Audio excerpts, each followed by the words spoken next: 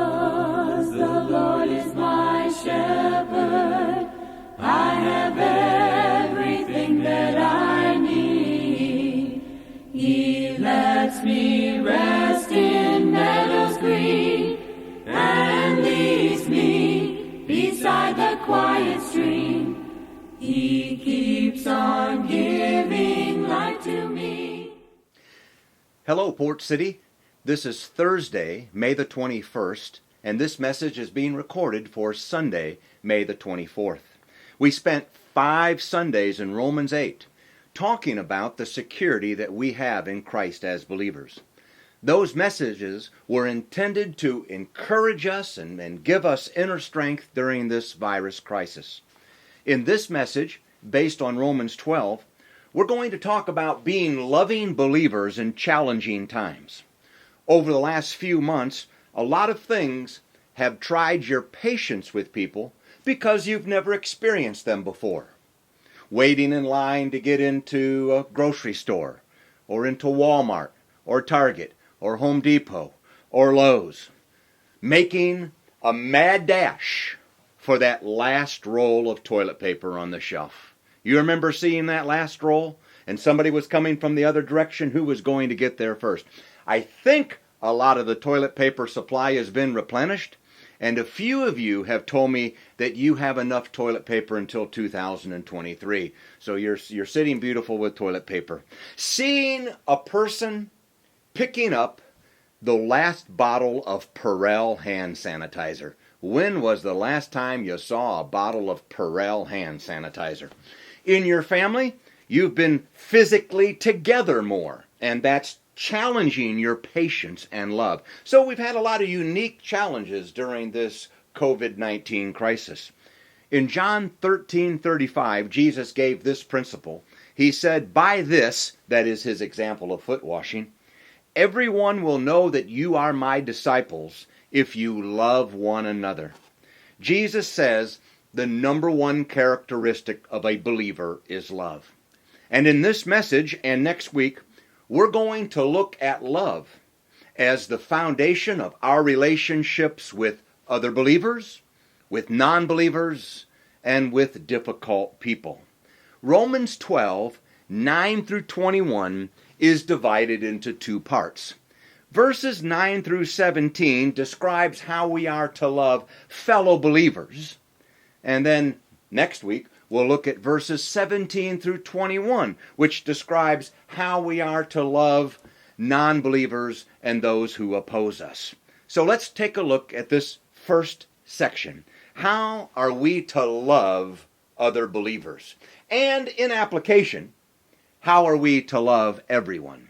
See, in the book of Romans, Paul is writing specifically to the Christians in the church in Rome. And so he's talking about inner congregational or inner fellowship love. But what he presents here has a broader application to all of our relationships with believers and non-believers alike. So how are we to love? Number 1 is be genuine. Be genuine. And that involves 3 things. First, genuine love avoids hypocrisy. Romans 12 verse 9 says, "Love is without hypocrisy." And the word love, not the word love, the word hypocrisy means wearing a mask.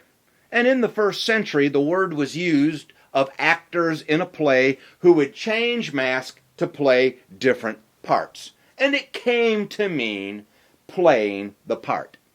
So genuine love doesn't wear a mask. If we are going to be loving believers, we have to take off the mask and be real and genuine. In application, the principle is a very simple one. Be yourself. But let me ask this question. Why is there hypocrisy? And why would we even want to wear a mask? And the answer is because we're afraid of rejection. If I have genuine love, I have to expose my inner self, and you may not like me. And so it seems easier to be something else that I think you will like. And as Christians, We are to love each other for who we are. And that's one of the beautiful characteristics of our congregation. We do that so well. We love each other for who we are. We don't want this phony Hollywood love where everybody appears to love each other, but nobody really loves anybody except themselves.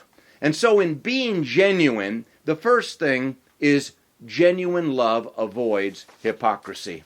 And then it says that genuine love takes a moral stand against evil. If we're going to truly love each other and love the world, we have to take a moral stand against evil.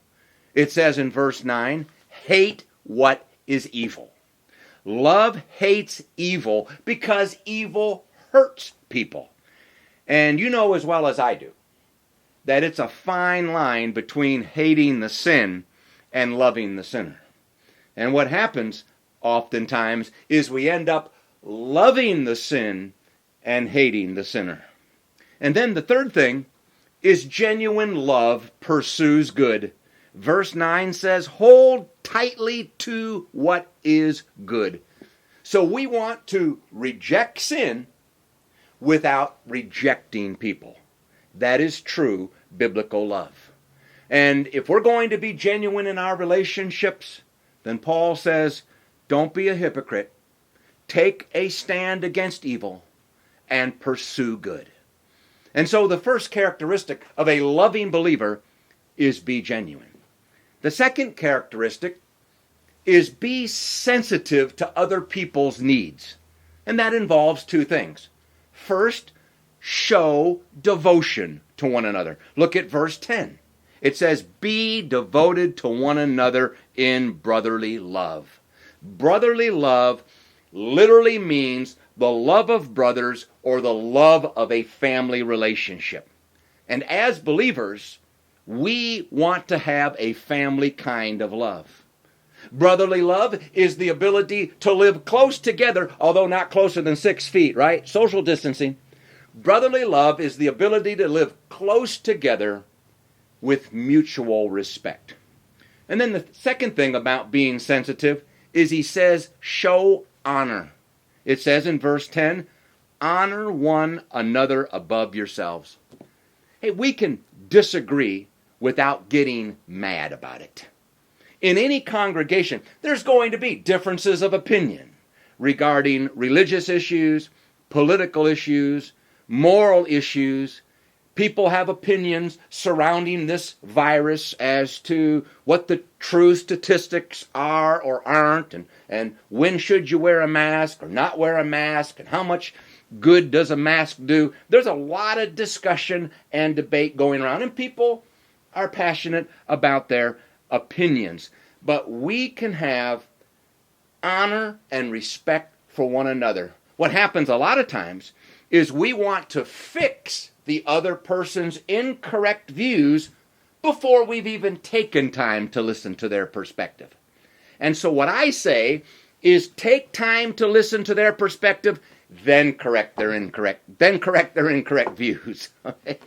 In marriage, the husband or wife comes to the other with a complaint, and you may want to immediately fix it when all your spouse wants is for you to listen and affirm their feelings.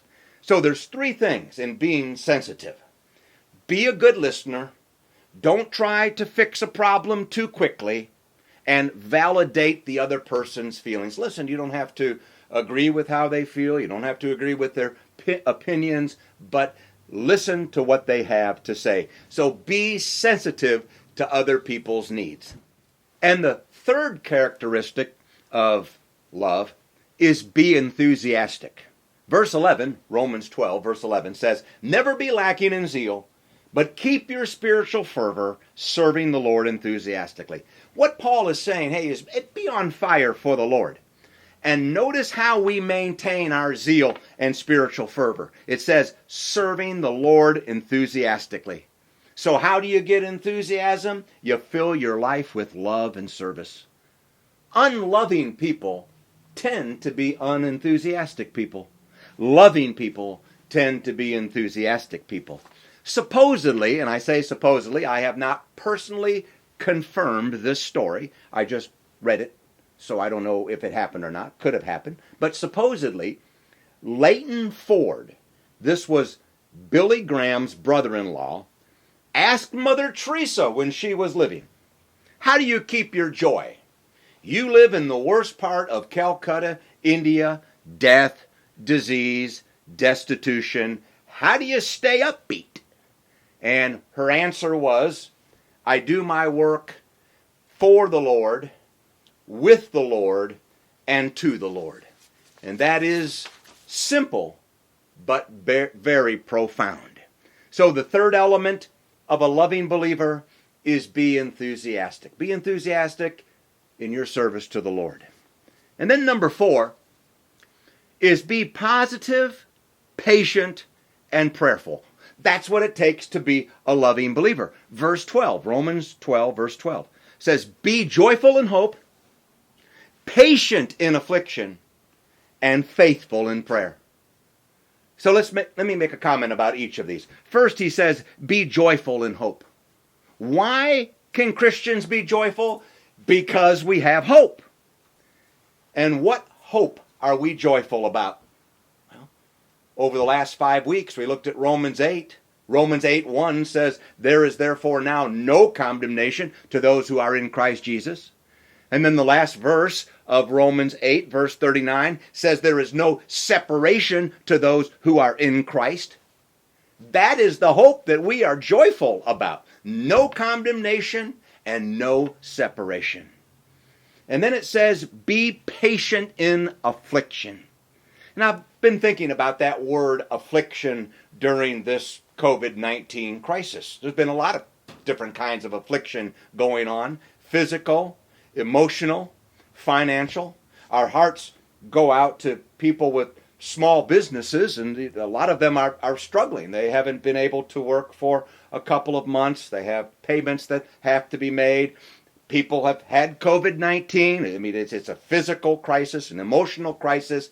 And so it says, be patient in affliction. That is, be steadfast in affliction. And remember that God's eternal plan is greater than your problems, and He can use your problems to strengthen you in a beneficial way. That's Romans 8:28. God is working all things together for our good, and we spent an entire Sunday on that one verse. And then the third thing he says is be faithful in prayer. One of the reasons why we get upset with the people we know is we're not praying for them. It's tougher, it's not impossible, but it's tougher to hate a person when you're praying for them. When Stephen was being stoned to death, the future Apostle Paul was holding the robes of those throwing the stones. And Stephen made this statement in Acts 7, verse 60, "Father, don't hold this against their charge." So when things are looking down, be joyful and expect the best. When things are tough, be patient in affliction. And whatever happens, be faithful in prayer. And if you'll do that, then the Lord will preserve your faith. And then 5 is open your heart and be generous to others. That's the 5th characteristic of love. Open your heart and be generous to others. Verse 13, Romans 12, verse 13. Share with God's people who are in need. Practice hospitality. You know, one of the reasons for small groups is that it puts us in a less formal atmosphere where individual needs can be known and met, and we can't do that in any effective way in the assembly. Hospitality is a spiritual gift, and there's a difference between entertaining and the gift of hospitality. In some people's house, you're entertained.